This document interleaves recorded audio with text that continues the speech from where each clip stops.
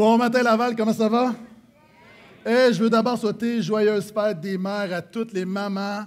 À la fin de la réunion, on vous rappelle qu'on a une rose à remettre à chaque femme présente. Tous les mots sont importants.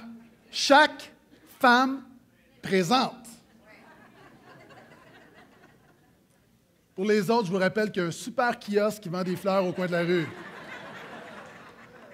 Deuxièmement, je veux saluer les femmes qui nous visitent ce matin pour la première fois. Vous avez été invités pour cette occasion de la Fête des Mères. Vous êtes là. Merci d'être là. Vous êtes nos invités d'honneur. Très, très heureux de vous accueillir ce matin. Et je veux également saluer tous ceux qui accompagnent une conjointe, une mère, pour leur faire plaisir ce matin. Je sais qu'à la Fête des Mères, il y a une particularité. Merci d'être là ce matin. Très honorable. Soyez les bienvenus. Maintenant, on a commencé la semaine dernière une série qui se nomme simplement Saint-Esprit. Qu'est-ce que le Saint-Esprit? C'est Dieu, c'est celui qui manifeste la présence et la puissance de Dieu dans ta vie quotidienne. Quels sont ceux qui ont besoin de la présence de Dieu? Qui ont besoin de la puissance de Dieu. Ça, c'est le Saint-Esprit. Et ce matin, c'est un mix, c'est un mélange, c'est une fusion entre... C'est un message, évidemment, je vais parler du Saint-Esprit, mais en même temps, je veux parler de la Fête des Mères. Et ça donne un épisode de la Bible, un épisode épique où c'est la rencontre de deux femmes enceintes. Ça se trouve dans Luc, premier chapitre, le verset 39 à 45. Si vous avez une Bible, ouvrez avec moi. Pour les autres, vous pouvez suivre sur les écrans. Donc, un message un peu particulier, un mélange de Fête des Mères, un mélange de Saint-Esprit. Et pendant que ceux qui ont une Bible cherchent dans leur Bible, Évangile de Luc, premier chapitre, verset 39 à 45, pour se mettre en contexte, c'est Marie qui apprend qu'elle est enceinte. Donc, elle a Jésus dans son ventre. Elle va visiter une de ses cousines, Élisabeth, qui est beaucoup plus âgée. Et Élisabeth est enceinte de 6 mois et elle porte Jean-Baptiste. Donc, quand je dis c'est épique, c'est-à-dire que tu as la rencontre entre Marie et Élisabeth et tu as 2 bébés qui sont là dans le ventre de leur mère, Jésus et Jean-Baptiste. Et quels sont ceux qui croient qu'il va se passer quelque chose? Il va se passer quelque chose de très, très particulier lorsque ces 2 femmes enceintes se rencontrent. Et je fais la lecture, 1,39, Évangile de Luc. Donc, dès que Marie apprend qu'elle est enceinte, elle fait le voyage. En ces jours-là, Marie partit en hâte vers la région montagneuse et se rendit dans une ville de Juda. Elle entra dans la maison de Zacharie et salua Élisabeth. Dès qu'Élisabeth entendit la salutation de Marie, l'enfant tressaillit dans son ventre. Élisabeth fut remplie du Saint-Esprit et cria: « Béni sois-tu entre les femmes et béni soit le fruit de ton ventre. Comment m'est-il accordé que la mère de mon Seigneur vienne me voir? » Donc, je vous mets en contexte, tu as Élisabeth qui porte Jean-Baptiste et Marie arrive. Et lorsque Marie parle, Jean-Baptiste tressaille. Pourquoi? Parce qu'elle porte Jésus, le sauveur de l'humanité. Et Élisabeth réalise qu'il y a quelque chose de prophétique, de spirituel, de surnaturel qui prend place. Ce n'est pas simplement une grossesse de Marie. Il y a quelque chose. Et Dieu lui révèle qu'elle porte le Sauveur, le Seigneur du monde. Donc, c'est pourquoi elle dit: « Comment m'est-il accordé que la mère de mon Seigneur vienne me voir? Car dès que ta salutation a retenti à mes oreilles, l'enfant a tressailli d'allégresse dans mon ventre. Heureuse celle qui a cru, car ce qui lui a été dit de la part du Seigneur s'accomplira. » Ce matin, un message très simple. Premièrement, mon premier point, Dieu sait que ce n'est pas toujours facile d'être une femme. Et tous les hommes disent « Amen ». Dieu sait que ce n'est pas toujours facile d'être une femme. Ce n'est pas toujours facile d'être une mère. Vidéo.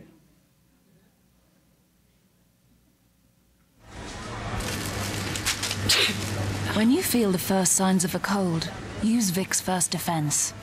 It's a new microgel that attacks the cold virus before it has a chance to turn nasty.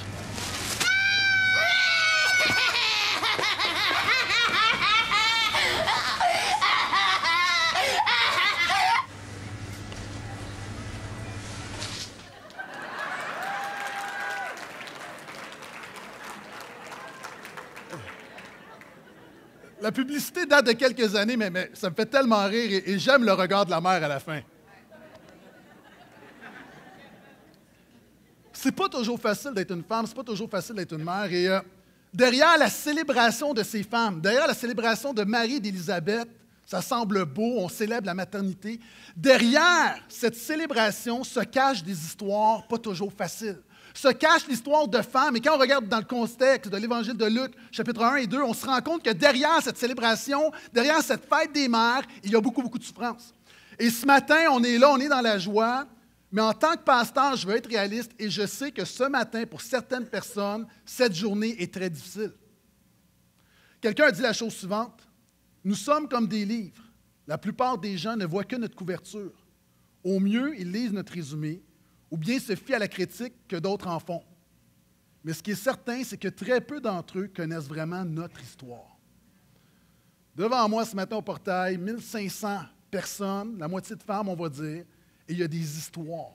Il y a des histoires. Et derrière la célébration se cachent des histoires qui déclarent que ce n'est pas toujours facile d'être une femme. Derrière l'histoire de Marie et Élisabeth se cache l'histoire d'une femme qui ne peut pas avoir d'enfant. Le récit commence avec Élisabeth. La Bible nous dit qu'elle et son mari n'avaient pas d'enfant parce qu'Élisabeth était stérile. Ils étaient l'un et l'autre avancés en âge. La fête des mères, c'est aussi se rappeler que l'infertilité touche de 10 à 15 % des couples au Québec. Et d'un côté, moi, je veux célébrer les mères, je veux célébrer mon épouse, je veux célébrer toutes les bonnes mères, je veux me réjouir avec celles qui ont porté un enfant, celles qui portent un enfant, mais en même temps, je réalise qu'il y a des femmes qui sont ici, et ce jour-là est difficile. Et je ne veux pas être insensible, il y a des couples ici, vous vivez avec la hantise de cette question fatidique qui revient continuellement, et puis, quand est-ce que tu vas me faire un petit-fils? Quand est-ce que tu vas me faire une petite fille? Ça revient, ça revient. Et il y a des gens, vous essayez depuis plusieurs années, vous êtes incapables d'avoir un enfant. Et ce qui est dramatique, c'est qu'il y a des gens autour de vous qui vous donnent plein de conseils. Comme si vous ne mettiez pas assez d'efforts, aussi comme si une technique pourrait faire en sorte que là, tout à coup, madame va tomber enceinte. C'est l'histoire de plusieurs déceptions. À chaque fois qu'on prend le test de grossesse, le cœur gonflé d'espoir, puis là, tout à coup, à chaque fois que madame a un peu de retard dans ses règles, l'espoir est là, déçu à nouveau. Puis moi, en cette matinée de la fête des mères, je vais avoir une pensée pour vous. Puis je pense que l'Église doit avoir une pensée pour vous, parce que l'Église dit, la Bible dit que l'Église, c'est « réjouissez-vous avec ceux qui se réjouissent et pleurez avec ceux qui pleurent ». L'Église, est-ce qu'on peut juste donner une main d'encouragement à des gens pour qui ce n'est pas facile ce matin?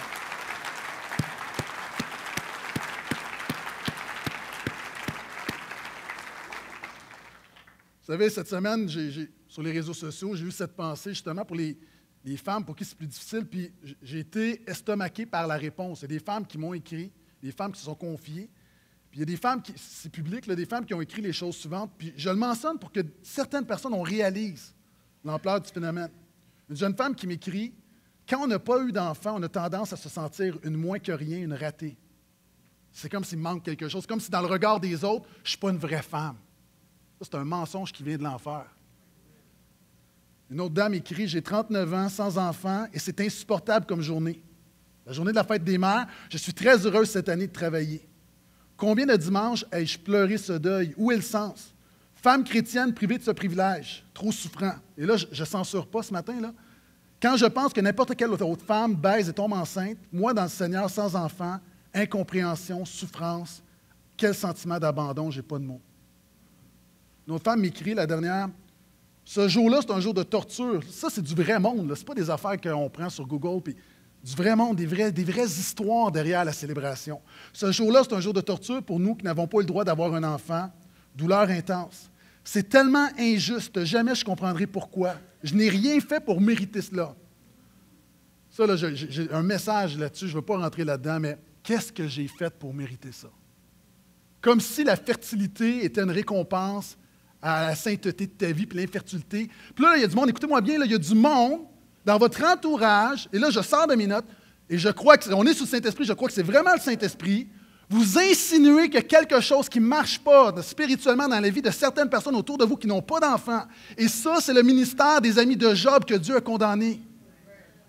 Ta vie, c'est pas vrai que parce que tu as des enfants, tout à coup, ta vie est mieux que d'autres, puis que tu n'as pas d'enfants, c'est un châtiment. Non, on est dans un monde injuste, pécheur, il y a des gens qui sont pauvres, il y a des gens qui sont malades, il y a des gens qui sont infertiles, et c'est pour ça que Jésus est venu nous sauver.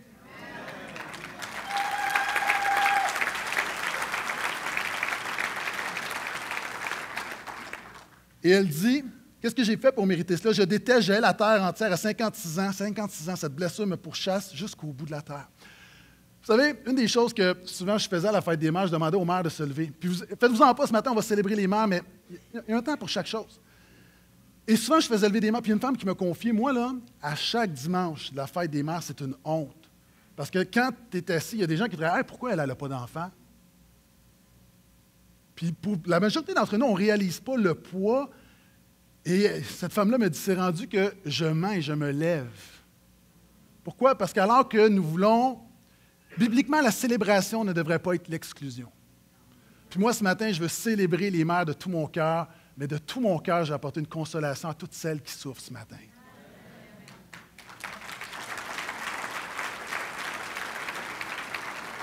C'est derrière l'histoire des célébrations de Marie-Élisabeth, c'est l'histoire d'une femme qui ne peut pas avoir d'enfant.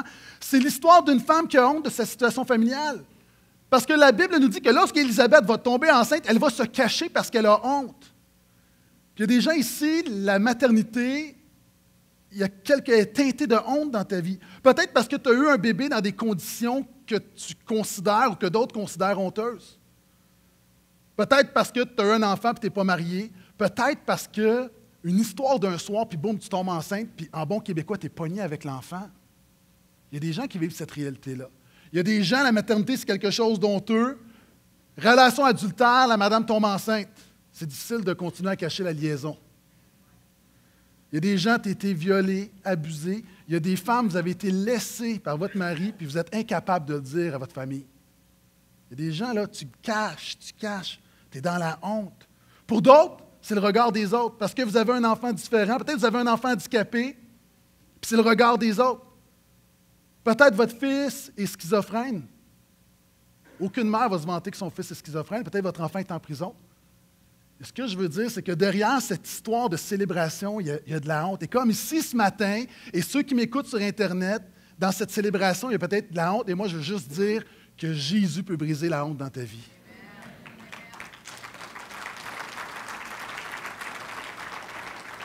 C'est aussi l'histoire d'une adolescente qui a encore besoin de sa mère, qui devient une fille-mère. C'est l'histoire d'une adolescente, Marie, qui, si on creuse un peu, qui n'est pas prête à avoir un enfant. On parle souvent, l'ange Gabriel fut envoyé vers Dieu chez une vierge fiancée à un homme du nom de Joseph. Le nom de la vierge était Marie. L'ange lui dit, tu vas être enceinte. Il y a des familles ici, c'est ton scandale ce matin. Belle petite famille chrétienne, puis ta fille adolescente est enceinte. Scandale. C'est l'histoire peut-être d'un avortement. Derrière cette célébration, la fête des mères rappelle peut-être à certaines personnes un épisode douloureux. C'est une jeune fille monoparentale qui fait du mieux qu'elle peut pour élever son enfant, puis c'est pas évident, c'est des cas de DPJ. Des deux côtés. Il y a des gens ici, vous avez perdu votre enfant. On vous a enlevé votre enfant. Inapte. D'autres, vous êtes foyer pour la DPJ. Vous êtes une mère pour certaines personnes qui n'ont pas de mère. Et ça, c'est aussi honorable qu'une mère biologique, selon moi. Les grands-parents, vous vous occupez de vos petits-enfants comme si c'était vos enfants parce que votre fille n'est pas capable de s'en occuper convenablement. Et de l'autre côté, c'est peut-être l'histoire d'un enfant abusé par sa mère. Il y a des gens ici, vous avez eu une mauvaise mère. Et la fête des mères, à chaque fois, c'est comme c'est une souffrance, c'est une douleur qui revient. C'est des gens qui n'ont pas connu leur mère. Des gens qui ont été adoptés, tu as eu peut-être un bon foyer, une bonne mère, mais tu n'as pas connu ta mère. Et la fête des mères, c'est toujours... Vous savez, moi, j'ai appris quelque chose. La vie n'est pas une publicité de céréales. Vous connaissez les publicités de céréales? C'est toujours la même chose. Tu as toujours le papa, la maman, la petite fille, le petit garçon. Tout le monde est propre, tout le monde est beau, tout le monde est de bonne humeur. La madame est maquillée, il sort le matin, elle est maquillée. Le monsieur est bien rasé, tout va bien. La vie, ce n'est pas ça. J'ai appris que l'idéal de Dieu ne se vit pas majoritairement. C'est pas ça la vraie vie. Et quand on lit la Bible, la tentation, c'est de penser que Dieu fait juste annoncer l'idéal, mais derrière cette histoire-là, il y a une vie difficile et c'est pas toujours facile d'être une femme, c'est pas toujours facile d'être une mère, et c'est ce que la Bible nous enseigne. C'est l'histoire d'une femme qui a perdu son mari. Quand tu regardes dans le contexte, à un moment donné, Marie et Joseph amènent leur enfant au temple, c'est Anne qui est là, puis la Bible nous dit que cette femme-là était veuve. La fête des mères, c'est aussi des femmes qui sont ici, tu as perdu ton mari dans la dernière année. C'est une femme qui est séparée, c'est une femme qui est divorcée. C'est une femme qui prie depuis des années pour que Dieu lui amène son mari, puis son mari n'est jamais arrivé. Puis il Puis c'est des femmes qui sont rendues à une place dans leur vie où ils se disent, ça y est, moi j'ai passé à côté. C'est ça aussi la fête des mères. La fête des mères, c'est des mamans qui ont perdu un enfant. C'est des mamans qui n'ont plus de contact avec leur enfant, qui n'ont plus de contact avec leurs petits-enfants. C'est aussi ça, la fête des mères. C'est des gens ici que tu as perdu ta maman. Tu n'as pas de contact avec ta mère. Ou tu as un contact physique, mais ta mère souffre d'Alzheimer. C'est ça aussi, la fête des mères. Est-ce que vous êtes toujours avec moi? Dites amen si vous êtes toujours là. Maintenant, les gens disent, pasteur, pourquoi tu nous dis ça? Avant de m'adresser aux mères, simplement parce que ce matin, on veut se réjouir avec ceux qui se réjouissent, mais on veut pleurer avec ceux qui pleurent. À celles qui sont enceintes ce matin, on se réjouit avec vous. On prie que vous ayez un beau bébé en santé. À celles qui ont eu un enfant dans la dernière année, on se réjouit avec vous. C'est une bénédiction immense. À celles qui ont de jeunes enfants à la maison, puis votre maison est un champ de bataille, un tsunami, on se réjouit avec vous. Profitez-en. Parce qu'un jour, votre maison va être trop propre. Quels sont ceux présentement, votre maison est trop propre et vous aimeriez retourner à ces jours-là où vos enfants avaient 4 ans? On se réjouit avec vous. Là, il y a du monde qui dit non, on est tellement heureux maintenant. Tellement heureux. On se réjouit avec vous. À vous qui avez des enfants, on se réjouit avec vous. À vous qui avez des ados, on prie pour vous.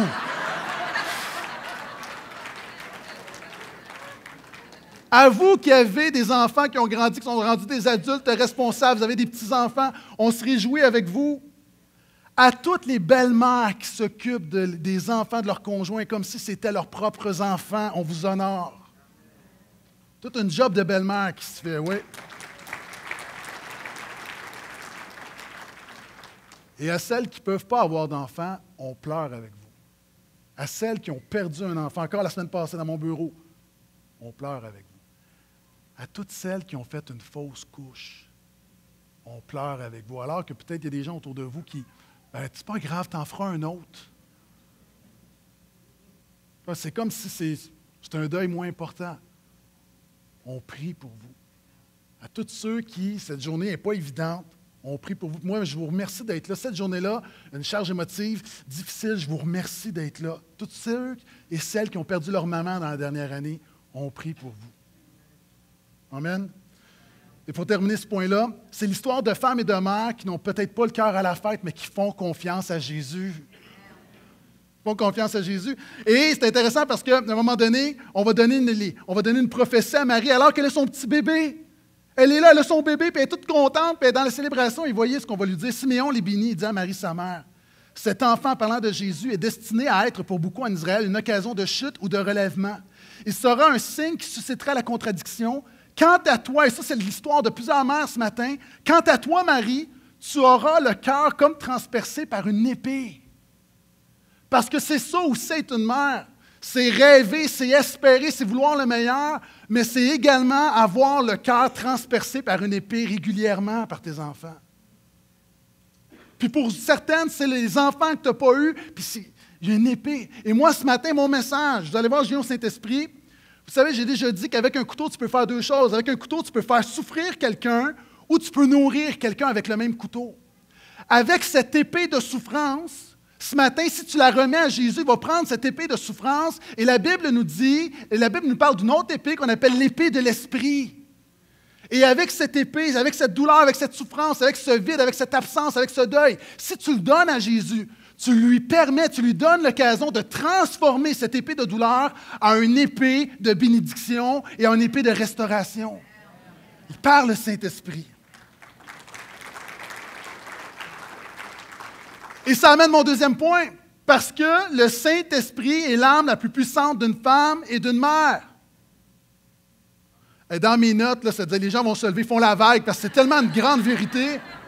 Le Saint-Esprit est l'âme la plus puissante d'une femme et d'une mère. OK. Merci, ici, la zone Molsenex est revenue. Le défi d'un père et d'une mère, mais on va parler des mères ce matin. Vous savez, c'est quoi le défi? C'est quoi votre job? Ça semble évident, là, mais moi, ma job, c'est de dire ce que tout le monde sait, mais d'avoir l'air brillant quand je le dis. OK? Mais vous pensez la même chose. Fait que c'est juste que je suis là, je dis, ben oui, c'est vrai, mais tu le sais, je t'apprends rien. La réalité, le rôle d'une mère, c'est de passer du contrôle à l'influence. Quand tes enfants sont petits, tu les contrôles. Plus que tes enfants grandissent, tu passes du contrôle, tu contrôles moins et tu veux les influencer. Pourquoi? Parce qu'à un moment donné, la seule chose qui va te rester envers tes enfants, c'est l'influence que tu as sur eux. Le problème, c'est qu'il y a des gens qui contrôlent leur enfant tellement qu'à un moment donné, quand ton enfant va s'affranchir de ton contrôle, tu n'as aucune influence parce que tu n'as pas nourri, développé cette influence. Tu dois passer du contrôle à l'influence. Si vous y croyez, dites Amen. Et j'aimerais vous présenter une vidéo, et ça a passé sur les réseaux, plus sur les réseaux, ça a passé partout, de la femme qu'on appelle Mom of the Year, la maman de l'année. OK, c'est intense avec son vocabulaire, je ne suis pas sûr qu'elle est chrétienne. Je vous mets en contexte, à Baltimore, il y a des manifestations, puis les jeunes, puis grosse, c'est vraiment là, des tensions raciales, tout ça, et les jeunes s'habillent en noir, puis vont manifester, puis un peu comme ça, on a vu, contexte différent. Et là, la maman écoute la télévision. Elle a 5 enfants, c'est son seul gars, puis vous savez, aux États-Unis, là, des manifestations, des fois, tu as des morts. Donc, c'est comme... et la maman voit son fils, puis elle dit « Oh, que non! » Maman va chercher fiston de 16 ans. Ça a passé partout. Court reportage, 40 secondes, CNN. One moment from the chaos in Baltimore that had people cheering for more. Mother of the Year. I leaped out of my chair and said, yes! I was captivated. Captivated by a Baltimore mother reading the riot act to her 16-year-old son. To remove him from the riot, You walk down here doing this dumb Get the over here! we now know her name is Toya Graham, and she's a single mom of 5 girls and a boy. Here's what she told CBS News about her brand of tough love. That's my only son. And at the end of the day, I don't want him to be a Freddie Gray. Ouais. Freddie Gray est un jeune homme noir qui a été tué, qui est mort. Et la réalité, là, puis là, évidemment, là, je ne fais pas l'apologie, il y a du monde, il y a des mamans qui disent « Oh, je le savais, le pasteur l'a dit à la maison, ça va brasser. » Simplement, je veux illustrer quelque chose. À un moment donné, tu peux aller chercher ton fils, tu peux aller chercher ta fille, tu peux faire des affaires, il y a un certain contrôle que tu peux avoir. Mais à un moment donné, le Saint-Esprit peut faire quelque chose que toi, tu ne pourras jamais faire. Il y a des gens ici, ton fils puis ta fille est dans un trou littéralement, ou spirituellement, ou symboliquement, ou peu importe. Et toi, tu t'aimerais le sortir de là, mais tu ne peux pas. Mais le Saint-Esprit peut faire ce qu'une mère ne peut pas faire. L'influence du Saint-Esprit sera toujours plus efficace que le contrôle d'une mère. Puis on le voit dans le texte, regardez. Dès qu'Élisabeth entendit la salutation de Marie, l'enfant trésavit dans son ventre, Élisabeth fut remplie du Saint-Esprit. Est-ce qu'il y a des femmes ici qui croient que lorsque tu es rempli du Saint-Esprit, tu deviens influente? Cette femme-là était influente spirituellement. Et là, il faut expliquer quelque chose. Je vais revenir à un moment donné sur être rempli du Saint-Esprit. Mais là, il y a du monde, là. Tu vois ça, là, puis immédiatement, vous savez, il y a 2 manières de faire de la théologie. Il y a la manière qu'on appelle la théologie systématique, c'est-à-dire, tu prends dans la Bible, tout ce que la Bible enseigne, par exemple, sur le Saint-Esprit, tu fais un beau résumé, puis tu dis, voici. Souvent, les chrétiens, nous, on lit le texte comme un texte comme ça, comme Élisabeth qui est remplie de l'Esprit, et on pense immédiatement à Acte 2. Mais tu ne peux pas. La deuxième manière de faire la théologie, c'est la théologie biblique. Tu dois suivre la chronologie.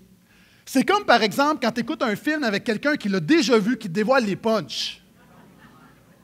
Nous, à la maison, on écoute des séries, on est 4, on écoute souvent les mêmes séries, mais pas en même temps. Puis là, les enfants sont fatigants. Parce que tu écoutes la télé avec eux, puis là, ils sont là. Oh oui, ça c'est bon, ça c'est bon. Tais-toi! Puis là, il dit, OK. Puis là, à un moment donné, tu vois le monsieur qui marche dans la ruelle. Puis là, à un moment donné, tu en entends comme, là, il commence à rire. Oh, ça va être drôle. Tais-toi! Tais-toi! Parce qu'ils sont toujours comme, oh! Et là, ils anticipent. Puis là, ils sont tranquilles. Puis là, à un moment donné, tu sens qu'il va se passer quoi. Puis là, ils sont tous comme, j'ai rien dit. Non, mais tu le dis par ton corps. On appelle ça des spoilers, des divulgateurs en français. Vous voyez, c'est un peu la même chose. Toi, tu lis Marie, tu lis Élisabeth remplie d'esprit, puis tu penses immédiatement à Actes des Apôtres. Mais il faut que tu gardes, on fait de la théologie biblique, je vais en parler, mais dans le contexte, on est encore dans l'Ancien Testament. C'est-à-dire, on est à l'époque où le Saint-Esprit vient sur des personnes particulières pour accomplir des tâches particulières. À l'époque, ce n'est pas tout le monde qui a le Saint-Esprit. Le Saint-Esprit vient sur les rois, sur les prophètes, sur les sacrificateurs, sur les libérateurs. Et là, le Saint-Esprit vient sur une mère parce que Dieu croit que la fonction d'une mère, c'est un rôle sacré.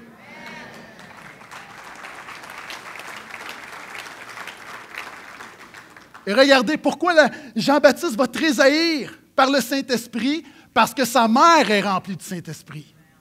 Souvent, on regarde à Jean-Baptiste et à Jésus, mais avez-vous pensé que pour un Jean-Baptiste et pour un Jésus, ça prenait une Élisabeth remplie de l'Esprit et une Marie remplie de l'Esprit? Mesdames, vos enfants, encore une fois, souvent on veut plus pour leur vie, mais vous devez donner l'exemple. Vos enfants ne vivront pas le Saint-Esprit si vous n'êtes pas remplis du Saint-Esprit. Je peux entendre un autre amen à ça. Pourquoi? Le Saint-Esprit est tellement important parce que le Saint-Esprit peut toucher un enfant dès le ventre de sa mère. Il y a une personne qui est avec moi. Il dit, oh, hey, pasteur Gaétan, calme-toi, là. Le Saint-Esprit, moi je crois que le Saint-Esprit peut toucher un enfant dès le ventre de sa mère. Puis j'ai un verset en plus pour ceux qui ne sont pas convaincus. Une prophétie qui est donnée aux parents de Jean-Baptiste, et la prophétie est la suivante. Jean-Baptiste sera rempli du Saint-Esprit depuis le ventre de sa mère. Wow! Là, encore une fois, là aussi, je vous ramène, on fait de la théologie biblique, on ne fait pas de la théologie systématique. Parce que là, il y a des gens, vous imaginez Jean-Baptiste rempli de l'Esprit dans le ventre de sa mère, puis vous dites, oh, Jean-Baptiste, un pentecôtiste dans le ventre de sa mère, il parle en langue dans le ventre de sa mère, il impose les mains à sa mère de l'intérieur, il loue... Calmez-vous un peu, on va y arriver, mais là, calmez-vous. Là, il y en a d'autres qui se sont dit, ben non, c'est clair que Jean-Baptiste ne faisait pas ça, c'est Jean-Baptiste. Il était baptiste. OK, laissez faire. Ça, c'est des jokes de pasteur que moi, je trouve très bonnes. OK. C'est correct, je vais arrêter de faire des blagues, je vais prêcher la Bible. OK. Qu'est-ce que ça veut dire? Qu'est-ce que la Bible veut nous dire en disant que Jean-Baptiste est rempli du Saint-Esprit? La Bible veut nous dire que Dieu était à l'œuvre dans la vie de Jean-Baptiste dès le ventre de sa mère. Dieu était à l'œuvre dans la vie d'un enfant dès ses premiers instants. Et quand on regarde dans la Bible, tout ce que Dieu dit qu'il fait dans le ventre d'une mère, c'est vraiment intéressant. Par exemple, Job va dire, « Un seul Dieu ne nous a-t-il pas tous formés dans le ventre maternel? » OK.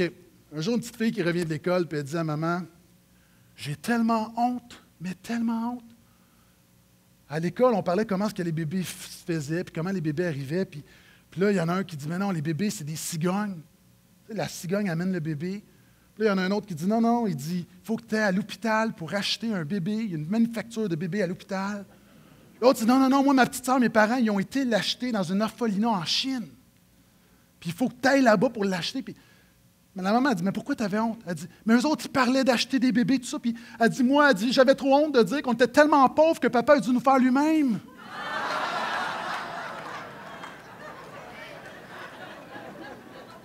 Je veux juste dire que derrière papa, derrière le ventre de maman, Dieu est à l'œuvre. Je veux juste dire qu'un enfant, ce n'est pas juste de la biologie. Dieu est à l'œuvre. Nous avons une fonction spirituelle. Dieu agit. Et dès le ventre de sa mère, Dieu agit. D'ailleurs, le psalmiste va dire, « Quand j'étais dans le ventre de ma mère, sur ton livre, étaient inscrits tous les jours qui m'étaient destinés avant qu'aucun d'eux n'existe. » Un des plus grands défis. OK.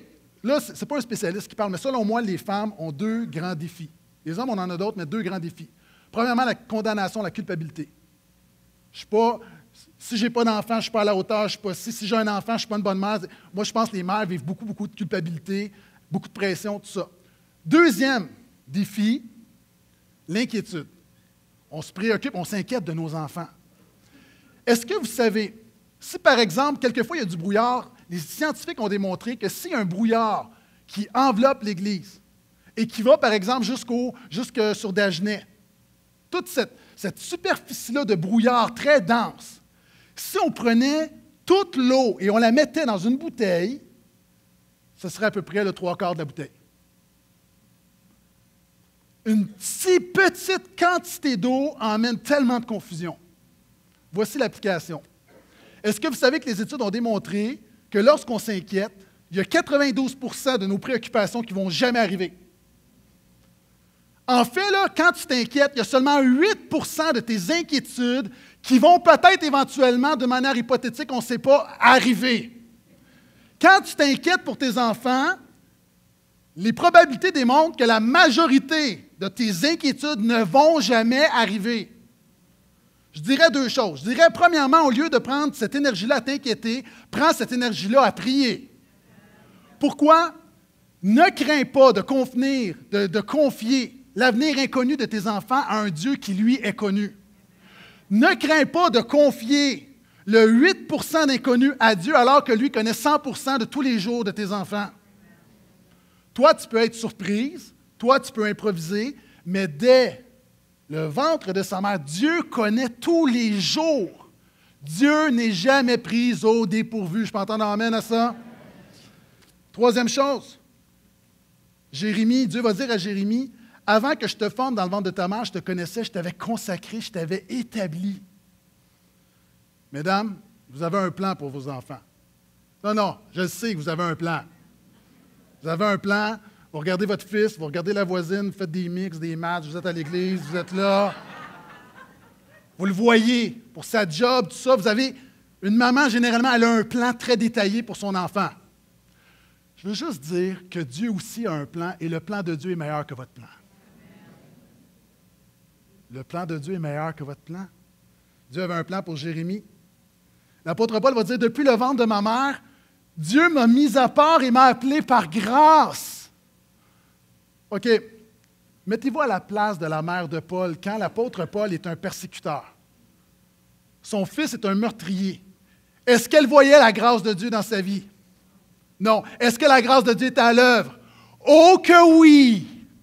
Tu ne vois peut-être pas la grâce de Dieu dans la vie de ton enfant. Peut-être que ton enfant s'est détourné. Peut-être que ton enfant ne veut rien savoir. Pas rien savoir, rien savoir. Ça, c'est pire. C'est pire. Mais encore une fois, Dieu, par grâce, agit. Mettez-vous à la place de la mère de Paul. Il est loin de Jésus, c'est un persécuteur. Elle s'est dit, j'ai été une mauvaise mère, j'en ai fait un tueur. Si l'histoire s'arrête, là, c'est comme moi, là, j'ai fait un tueur. Mais maintenant, qu'est-ce qu'elle fait? Oh! Si la mère de Paul est au ciel, là, elle va emmener large. Qu'est-ce qui s'est passé? Encore une fois, l'histoire n'était pas terminée. Mettez-vous à la place de la mère de Jean-Baptiste, Élisabeth. Jean-Baptiste vient la voir, il dit, « Hey, maman, je lâche l'école. Je m'habille en peau de chameau, puis je m'en vais manger des sauterelles dans le désert. » Mettez-vous à la place d'Élisabeth. Puis en plus, OK, son mari est un prêtre, est un sacrificateur. Jean-Baptiste pourrait être un sacrificateur, mais non! Il s'en va prêcher dans le désert puis il mange des bébites. Mettez-vous à la place d'Élisabeth. C'est comme, hey, Dieu me donne un enfant, j'ai un revêtement surnaturel, j'ai une puissance, puis il finit de même. Il y a de quoi que j'ai manqué. Qu'est-ce que j'ai fait de pas correct dans l'éducation de Jean? Mais l'histoire n'était pas terminée. Mettez-vous à la place de Marie. Souvent, on pense que Marie là, avait toute la révélation. Marie qui est là à la croix, Jésus, son fils qui est là. Puis celui, dans la culture, celui qui est crucifié, c'est une malédiction, là. Je m'excuse, peut-être que vous pensez qu'elle était pleine de foi, là. Moi, je crois qu'elle était vraiment ébranlée. Puis qu'elle a tout remis en question. Puis elle s'est dit, peut-être que je me suis trompé. Peut-être que j'ai rêvé, peut-être que j'ai halluciné. Il y a de quoi que je n'ai pas fait. Parce que pour les gens, il y a quelque chose qui ne fonctionne pas. Mais est-ce que Marie s'était trompée? Est-ce que Dieu était à l'œuvre dans la vie de Paul? Oui. Est-ce que Dieu était à l'œuvre dans la vie de Jean-Baptiste? Oui. Est-ce que Dieu était à l'œuvre dans la vie de Jésus? Oui. Tu ne le vois pas, mais Dieu, est-ce qu'il est à l'œuvre dans la vie de ton enfant? Oui.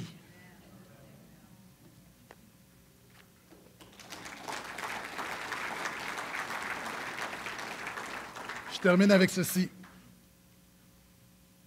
Mais qu'est-ce que je dois faire?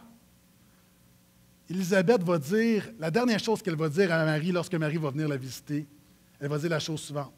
« Heureuse celle qui a cru, car ce qui lui a été dit de la part du Seigneur s'accomplira. » Je n'ai pas cette clé pour vous ce matin.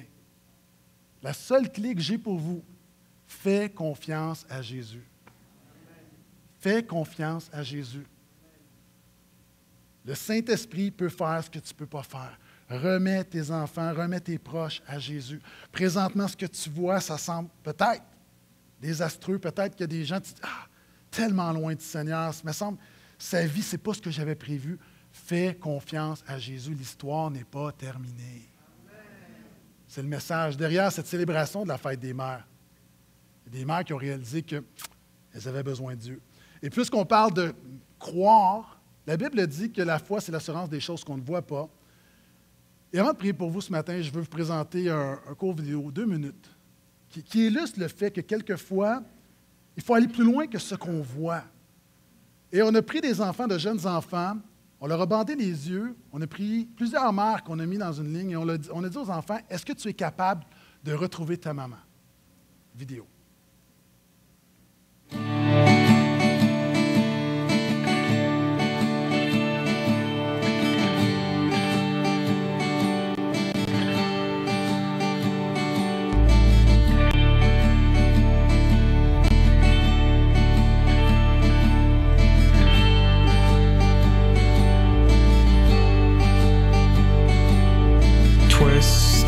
Bonds of time, you're in their grasp. A staircase to climb, breathing in gasps. The wind only knows what happened to me.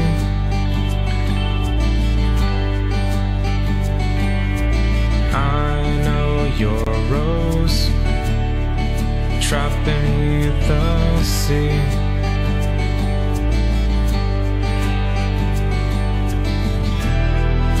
This I know, I'll never let you down.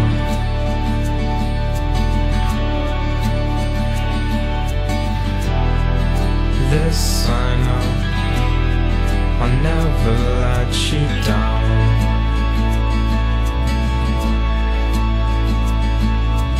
Bruises on all the trees, echoing sound.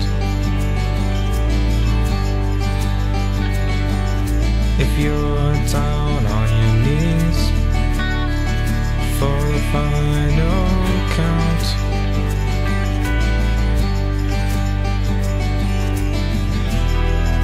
this I know, I'll never let you down. Mignon, hein?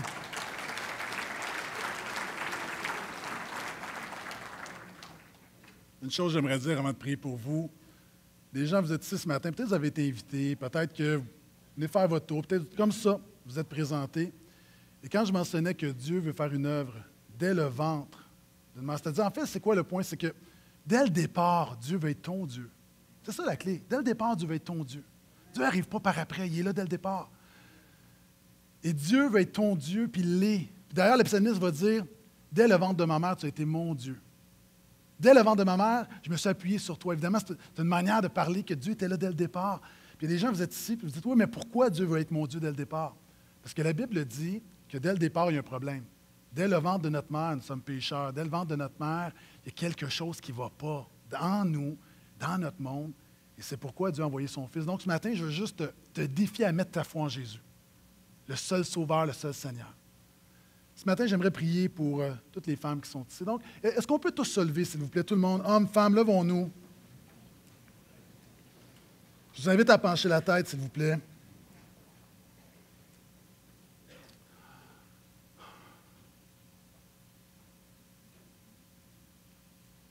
Seigneur, merci pour chaque femme qui est ici ce matin. Je prie également pour des femmes qui n'ont peut-être pas eu le courage de venir ce matin, parce que la journée est trop difficile, puis qui m'écoutent présentement sur Internet.